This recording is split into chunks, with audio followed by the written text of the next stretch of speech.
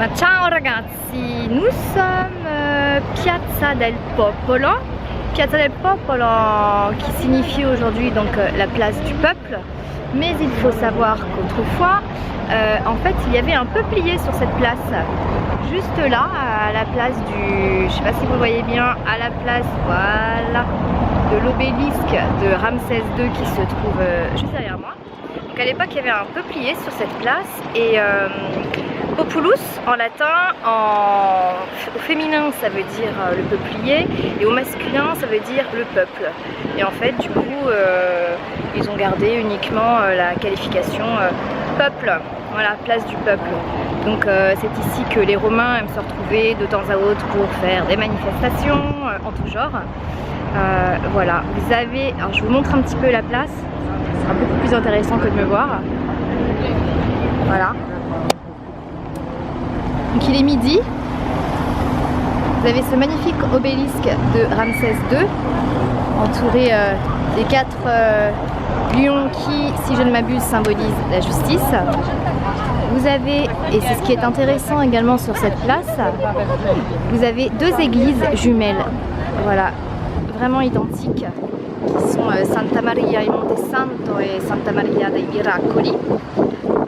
Alors là, il y en a une qui est en rénovation à droite. Et à l'exact opposé de cette place, vous avez l'église Santa Maria del Popolo. Et juste ici, vous avez également donc, le musée Léonard de Vinci, pour ceux que ça intéresse. Par là, vous entrez par la porte, ou vous sortez par la porte qui vous mène via Flaminia. C'est une très très grande artère de Rome, et si vous continuez jusqu'au bout, vous avez le Stadio Olimpico. Je vous montre également les magnifiques fontaines qui sont juste là. Ensuite en face, je vais me décaler un petit peu. Juste en face, vous avez la Via del Corso. Via del Corso, c'est une des artères les plus commerçantes à Rome, où vous trouvez vraiment des boutiques en tout genre, Zara, H&M, Gap, Sephora, voilà. C'est là qu'il faut venir si vous voulez faire un petit peu de shopping. Comme vous voyez, en fait, Piazza del Popolo, elle est immense, elle est baroque. Aujourd'hui, elle s'offre et on a de la chance à gorge déployée au soleil. En fait, Piazza del Popolo, elle se trouve, pour vous situer un petit peu, elle se trouve au nord de Rome.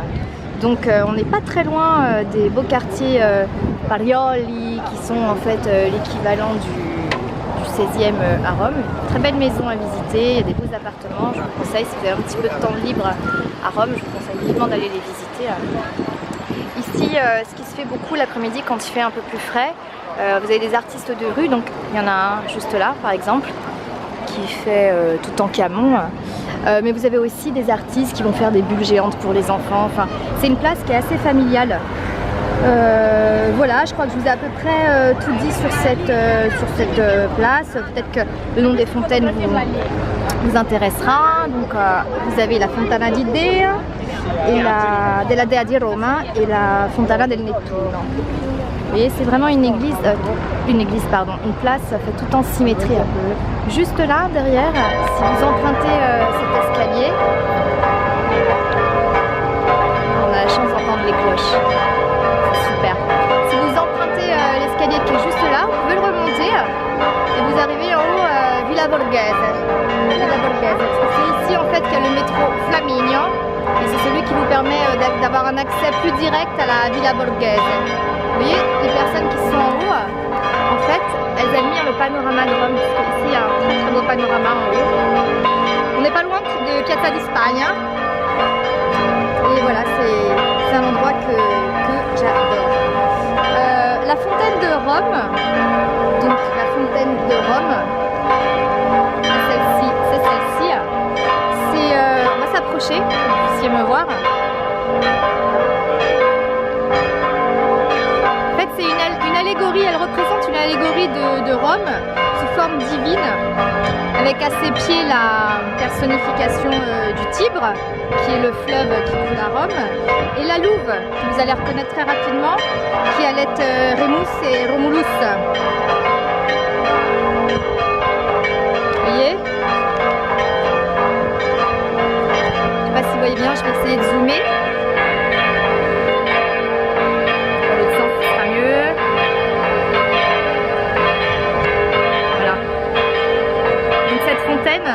représente l'allégorie de Rome. Je vous laisse admirer. On est aussi ici sur une place, vous voyez, plus par là-bas. Vous avez deux cafés en fait qui se tirent la bourre, on va dire, qui serait l'équivalent du Flore et du Lip à Paris, plus ou moins. Et voilà, c'est deux cafés sympas, vous pouvez prendre un drink. Vous avez Canova ou Rosati, c'est là où toute la classe intellectuelle de Rome aime se retrouver, prendre un café, un drink, voilà. Et c'est très très très agréable.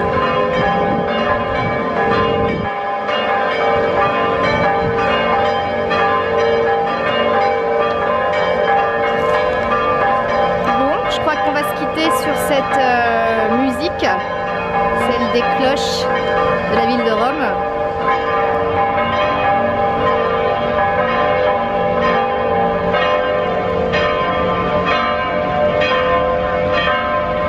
Voilà, on va se quitter. Moi je vais enlever le zoom, pour que vous puissiez me voir. Voilà. Et avant de vous quitter, je vais vous apprendre 3 mots peuvent vous être utiles sur Rome. Le premier, scala, donc l'escalier qui est juste là, que vous pouvez demander si vous avez besoin de demander votre chemin. La scala, c'est l'escalier. I soldi c'est l'argent. Vous en aurez besoin si vous allez faire les courses, le shopping, les magasins juste là. Et en parlant de magasins, negozi, les magasins. Voilà, je vous laisse. Ciao ragazzi, ci vediamo la prossima volta. Ciao.